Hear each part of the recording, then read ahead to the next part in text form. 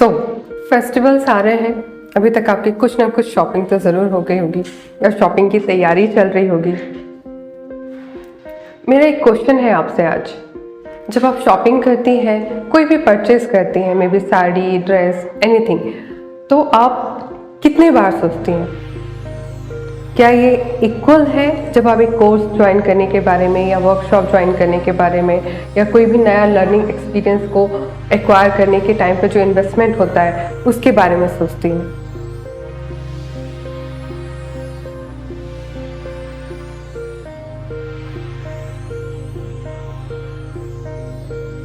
Hi guys, my name is Purnima. Welcome back to my channel question it right. आज मैं आप लोगों के सामने एक बहुत ही छोटी सी चीज़ डिस्कस करने जा रही हूँ, बट जिसका इम्पैक्ट बहुत हाई है। आई एम श्योर आप ज़्यादा जब शॉपिंग करने जाती हैं उस वक्त आप बहुत ज़्यादा नहीं सोचती।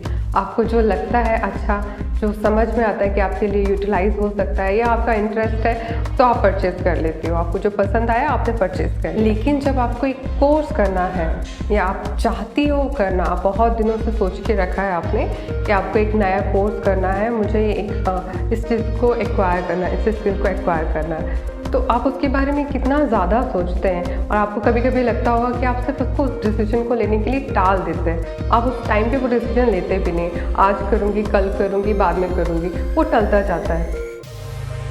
ऐसा क्यों होता है?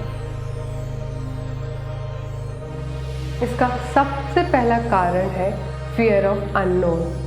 हमें पता ही नहीं है कि हम ऐसा क्यों करते हैं, बस हम उस डिसीजन को नहीं लेना चाहते हैं। एक अजीब सा डर माइंड में बना के रखा है कि नहीं, कुछ कौन है, कैसे कोर्स प्रोवाइड करने वाले हैं, कैसा कोर्स हो सकता है, क्या हमें ये कोर्स फ़ायदा देगा या नहीं। ऐसे हमारे माइंड में बहुत सारे एप्रीहेंशंस आते हैं और हम वो डिसीजन लेने को टाल देते हैं। उसका कोई बहुत ज़्यादा लॉजिकल एक्सप्लेनेशन नहीं हो सकता।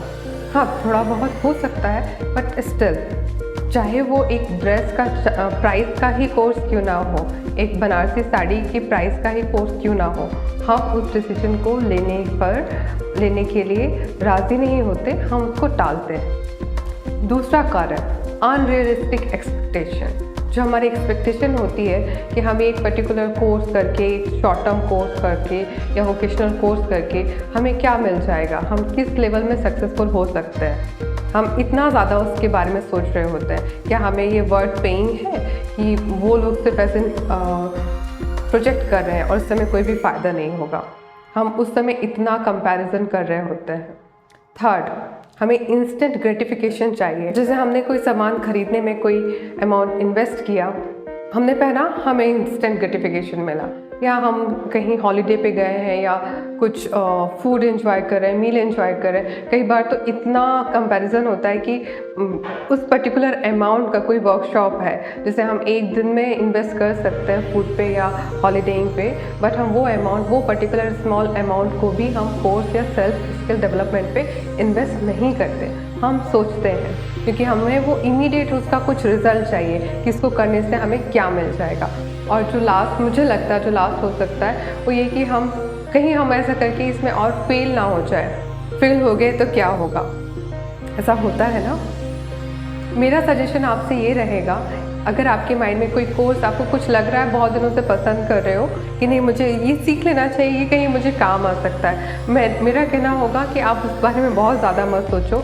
अगर आपकी कैपेसिटी है, if you have that buying capacity to purchase that particular course और enrol for that particular course, you should go ahead. क्योंकि ये सारी डॉट्स कनेक्ट होती हैं। हम जो बहुत सारा कुछ सीखते हैं तब जाके कुछ कनेक्ट होता है, एंड हमारी लाइफ में जो करियर का ग्राफ है वो कभी ऑलवेज अपवर्ड नहीं होता है। उसमें बहुत सारे अप आएंगे, बहुत सारे डाउन आएंगे, बट वो सारी चीज़ें कनेक्ट होती हैं। हमने जो अपने एक मेन स्ट्रीम एजुकेशन के साथ जो सीखा, उसके साथ साथ हमने जो सीखा वो सब मिलके हमें एक एज एन पर्सन बनाता है, हमारी पर्सनैलिटी में बहुत सारे एट्रीब्यूट्स को ऐड करता है। तो मेरा सजेशन होगा, अगर आप कुछ करना चाहते हैं तो उसे बहुत ज़्यादा देर के लिए टालो मत, आप उसे करो।